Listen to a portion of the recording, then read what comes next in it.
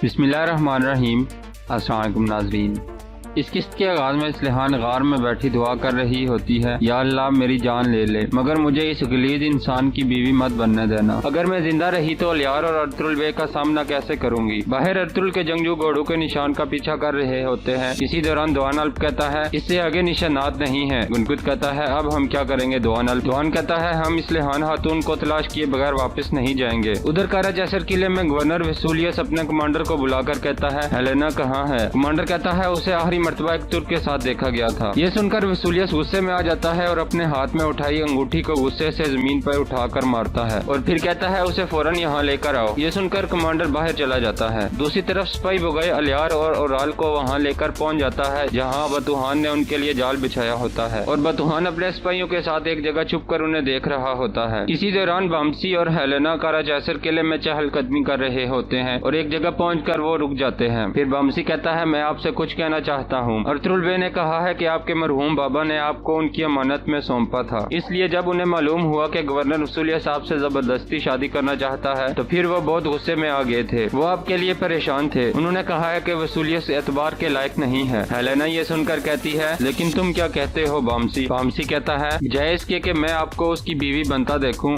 मैं चाहता हूं कि मेरी तलवारें टूट जाएं, मेरा घोड़ा गिर जाए और मेरी घाटी टूट जाए, मेरी आंखें झपकना बंद हो जाएं और मेरा दिल धड़कना भी छोड़ दे। अगर मेरी आंखें तुम्हें उसके साथ देखें तो मेरी आंखें अंधी हो जाए और मैं कुछ न देख सकूं। बस मैं यही कहना चाहता हूं। ये सुनकर हेलेना जज्बाती हो जाती है। इतने में वसूलियस का कमांडर वहां आ जाता है और आकर कहता है गवर्नर वसूलियस साहब से मिलना चाहते हैं। हेलेना कहती है ठीक है, उन्हें बता दो कि मैं थोड़ी ही देर में आ जाऊंगी। कमांडर कहता है हमें अभी जाना होगा, मैं आपको साथ लिए बगैर वापस नहीं जा सकता। इतने में बमसी कहता है इन्होंने कहा है कि ये जल्द ही वहाँ आ जाएंगी, क्या तुम्हें सुनाई नहीं देता। कमांडर कहता है तुम इस मामले में मत पड़ो, हट जाओ यहाँ से। ये सुनकर हेलेना कहती है अपनी हद में रहो सिपाही। फिर बमसी हंसते हुए कहता है मैं समझ गया हूँ। फिर वो अपनी पोशाक और टोपी उतार कर एक तरफ रख देता है और कमांडर के सामने खड़ा हो जाता है। कमांडर कहता है अगर तुमने एक कदम भी आगे बढ़ाया तो कैदखाना तुम्हारा मुकद्दर बनेगा। ये सुनकर बमसी कहता है अच्छा तो डालो मुझे कैदखाने में। फिर कमांडर अपने सिपाहियों को हुक्म देता है कि ले जाओ इसे कैदखाने में। ये सुनकर सिपाही आगे बढ़कर बमसी को पकड़ने लगते हैं। फिर बमसी अपना दिफा करते हुए 2-3 सिपाहियों को पछाड़ देता है। फिर एक सिपाही बमसी की गर्दन के पीछे वार करता है जिसकी वजह से वो गिर जाता है और वो सब मिलकर उस पर झपट पड़ते हैं। इस तरह कमांडर के सब सिपाही मिलकर उसे काबू कर लेते हैं और उसे गिरफ्तार करके आगे चल पड़ते हैं। ये मंजर दुमरुल और हचातोरियन मास्टर भी देख लेते हैं। उधर सिपाही बुगाया अलियार बे से कहता है रुमाल यहाँ से ही मिला था। फिर कुतलूजा तमाम सिपाहियों से मुखातिब होकर कहता है चारों तरफ फैल जाओ और इस्लिहान खातून का निशान तलाश करो। ये सुनकर सिपाही चारों तरफ बिखर जाते हैं और अपने इर्द गिर्द तलाशी लेना शुरू हो जाते हैं। बतूहान भी छुप कर ये मंजर देख रहा होता है। कुछ देर बाद तमाम सिपाही वापस आ जाते हैं और उन्हें कोई निशान नहीं मिलता। कुतलूजा कहता है अगर वो यहाँ से गुजरे होते तो हमें कोई निशान तो मिलता। फिर अलियार कहता है मुझे लगता है ये रुमाल किसी ने साजिश के तहत यहाँ रखा था। यहाँ ना तो कोई मजामत का निशान है और ना ही कोई घोड़ा है। ये सुनकर ओराल कहता है अलियार क्या कहना चाहते हो तुम। अलियार कहता है ये एक जाल बिछाया गया है। फिर अलियार सिपाही बुगाई से मुखातिब होकर कहता है क्या तुम्हें यकीन है कि वो रुमाल तुम्हें यहीं से मिला था। बुगाई कहता है जी सरदार मुझे यहीं से मिला था। फिर बतूहान अपने सिपाहियों को इशारा करता है तो वो तीर चलाने लगते हैं जिसकी वजह से कुछ सिपाही तीरों का निशान बन जाते हैं। फिर चावदार कबीले के तमाम सिपाही एक जगह इकट्ठे होकर अपनी ढालों से तीरों का मुहासरा करते हैं। फिर बतूहान सामने आ जाता है। पास आकर बतूहान कहता है मैंने हमेशा आपकी अक्लमंदी पर आपकी तारीफ की है अलियार बे। अगर जानदार बे की जगह आप इन जमीनों पर हुक्मरानी करते तो इन जमीनों के लिए ये एक नेमत होती। फिर ओराल गुस्से से बतूहान को टोक देता है। बतूहान कहता है तुम तो किसी इज्जत के लायक नहीं हो ओराल, क्योंकि तुम एक कातिल और गलीज इंसान हो। तुमने अपने आप को बचाने के लिए मेरा सौदा कर डाला और सारे इल्जामात मुझ पर डाल दिए। क्या अर्तुल के जंगजुओं को कत्ल करने का हुक्म तुमने मुझे नहीं दिया था। मैंने सिर्फ तुम्हारा हुक्म माना था। न सिर्फ ये बल्कि अब अलियार बे को ये भी मालूम होना चाहिए कि टोकटामिश को तुमने कत्ल किया था और यही नहीं इस्लिहान और हलीमा सुल्तान को तुम ही ने अगवा करवाया था। लेकिन इन बातों का अब कोई फायदा नहीं है क्योंकि अब मैं यहाँ जानदार बे की नस्ल को तबाह करने के लिए आया हूँ। फिर ओराल कहता है तुम काफी ज्यादा बोल गए हो बतूहान, हमें बताओ कि इस्लिहान कहाँ है। बतूहान हंसते हुए कहता है वो ऐसी जगह मौजूद है जहाँ तुम में से कोई भी नहीं जा सकता। फिर अलियार कुतलूजा को हुक्म देता है कि मार दो इन कुत्तों को, जिसे सुनकर कुतलूजा अपने सिपाहियों को हमला करने का हुक्म देता है। लेकिन जैसे ही वो हमला करने के लिए आगे बढ़ते हैं तो उनमें मौजूद गद्दार बोगाई के सिपाही चौधार कबीले के सिपाहियों पर हमला करके उन्हें कत्ल कर देते हैं और फिर बतूहान की तरफ जाकर खड़े हो जाते हैं। इस तरह ओराल, अलियार और कुतलूजा के अलावा बाकी तमाम उनके सिपाही मारे जाते हैं। फिर वो तीनों अपनी तलवारें निकाल कर उन पर हमला कर देते हैं और बहादुरी से लड़ना शुरू हो जाते हैं।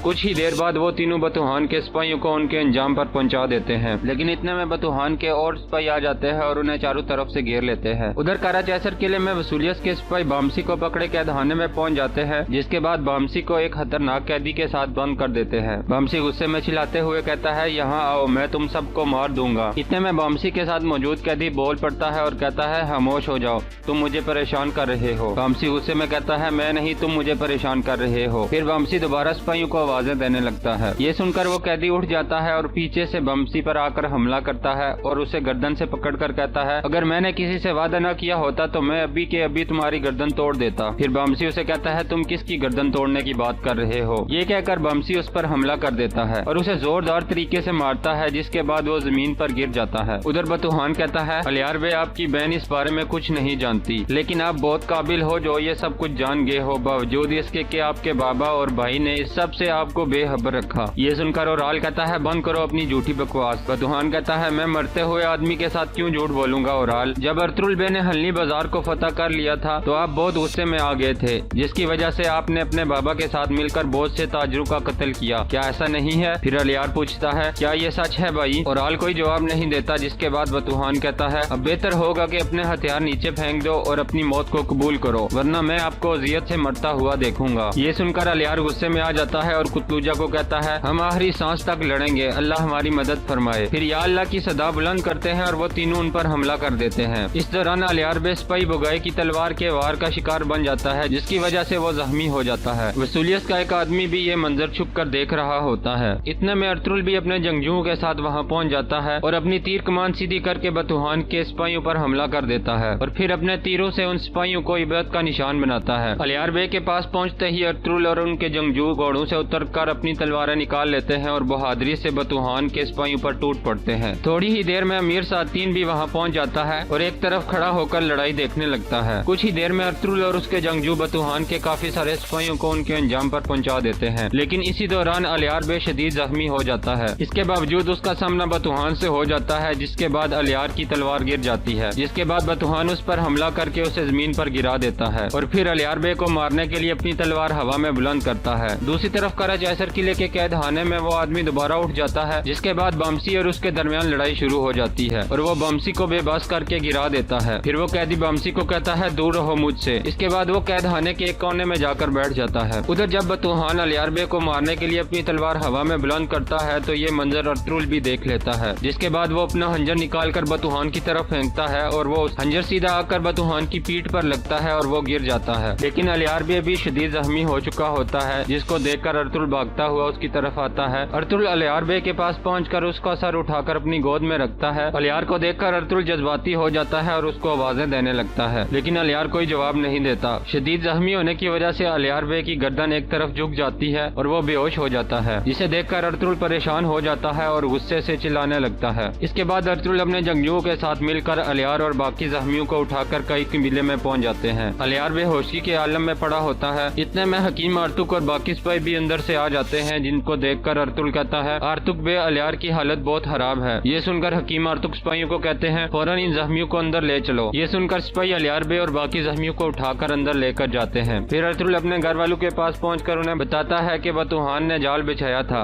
अब वो मर चुका है। फिर हैमा हनम पूछती है, इस्लिहान खातून कहाँ है। अर्तुगरुल बताता है कि वो अभी तक नहीं मिली। ये सुनकर हलीमा और हैमा हनम दुखी हो जाती हैं। इतने में सातीन उनके पास आकर कहता है, मैं कई कबीले का मशकूर हूँ, आप सब काम कर रहे हो और अच्छे लोग हो। अल्लाह करे कि सिपाही इस्लेहान खातून को तलाश कर लें। फिर अर्तुगरुल कहता है आप परेशान न हो अमीर हजरत, इंशाअल्लाह हम इस्लेहान खातून को तलाश कर लेंगे। उधर कराचैसर किले में वसूलियस का कमांडर उसके पास आकर कहता है कि बतूहान ने ओराल और अलियार के लिए एक जाल बिछाया था, लेकिन अर्तुगरुल ने वहाँ जाकर सबको मार दिया है, लेकिन अलियार शदीद जख्मी है। ये सुनकर वसूलियस खड़ा हो जाता है और कमांडर को एक दिक्का देकर उसे गिरा देता है। फिर पूछता है कि इस्लेहान कहाँ है। कमांडर कहता है मैं जानता हूँ बतूहान ने उसे कहाँ छुपाया हुआ है, मेरे अलावा उसके बारे में कोई नहीं जानता, लेकिन अगर हमने उसे ना बचाया तो वो भूख और प्यास से मर जाएगी या कोई वैशी जानवर उसे अपना शिकार बना लेगा। फिर वसूलियस कहता है अमीर सातीन की मंगेतर का जिंदा रहना मेरे लिए एक अच्छी बात है, अब देखता हूँ कि क्या वो उसके लिए अमन को कुर्बान कर देगा। इसके बाद वसूलियस एक हाथ लिखता है और वो हाथ कमांडर को देते हुए हुक्म देता है कि ये हाथ अमीर सातीन तक पहुँचा दो और अपने चंद सिपाही उस गार की तरफ भेजो जहाँ इस्लेहान मौजूद है और गार के आसपास पहरा दो और वहाँ नजर रखो। ये कहकर वसूलियस अपने कमांडर को वहाँ से रवाना कर देता है। इसी दौरान गार के करीब अर्तुगरुल के जंगजू इस्लेहान को ऊंची आवाज से पुकार रहे होते हैं और उसकी खोज में मसरूफ होते हैं। थोड़ी ही देर बाद दुआन अल्प को कुछ घोड़े के निशान नजर आते हैं, जिसके बाद वो तमाम सिपाहियों को अपने पास बुलाकर कहता है ये कुछ निशान नजर आए हैं, हमें इस तरफ जाना चाहिए। फिर अब्दुर्रहमान कहता है इस तरफ एक वादी है जहाँ बहुत से गार भी मौजूद हैं। ये सुनकर वो तमाम जंगजू उस तरफ रवाना हो जाते हैं। उधर गार में मौजूद इस्लेहान खातून अकेली रो रही होती है और फिर अल्लाह से दुआ करती है कि या अल्लाह अलियार बे को इस साजिश से बचा ले और उसे महफूज रखना। दूसरी तरफ कई कबीले में आर्तुक बे अलियार का इलाज करने में मसरूफ होते हैं। फिर हकीम आर्तुक दरवेश से मुखातिब होकर कहते हैं जल्दी करो, इनकी सांस जा रही है। इतने में दरवेश एक लोहा गर्म करके हकीम आर्तुक को देता है। फिर हकीम आर्तुक वो गर्म लोहा अलियार बे के जख्मों पर लगाते हैं ताकि जख्म जुड़ जाए और खून बहने से रुक जाए। कुतलूजा ये देखकर रोने लगता है और कहता है मैं इन्हें महफूज नहीं रख सका, अगर ये फौत हो गए तो मैं भी जिंदा नहीं रह पाऊंगा। ये सुनकर अर्तुगरुल कहता है तुमने अपनी पूरी कोशिश की है कुतलूजा, इंशाअल्लाह अलियार बे ठीक हो जाएंगे, लेकिन अब तुम्हें चवदार कबीले वापस जाना होगा। तुम सिपाहियों के कमांडर हो और आल वहाँ गया है, तुम्हें वहाँ जाकर फितने को रोकना होगा। कुतलूजा कहता है मैं अलियार बे को इस हालत में अकेला नहीं छोड़कर जा सकता। ये सुनकर हकीम आर्तुक कहते हैं आप बिल्कुल परेशान ना हो कुतलूजा, मैं अलियार बे का बहुत अच्छे से ख्याल रखूंगा। फिर अर्तुगरुल कहता है अब आप वापस जाओ कुतलूजा और वहाँ जाकर ओराल के हर इकदाम से मुझे बाखबर रखना। ये कहकर अर्तुगरुल कुतलूजा को वहाँ से रवाना कर देता है। फिर अर्तुगरुल अलियार के पास आकर अपना हाथ उसकी कमर पर रखकर दिल में दुआ मांगता है या शाफी मेरे भाई को शिफा अता फरमा, ऐ अल्लाह इसे मजबूत बना।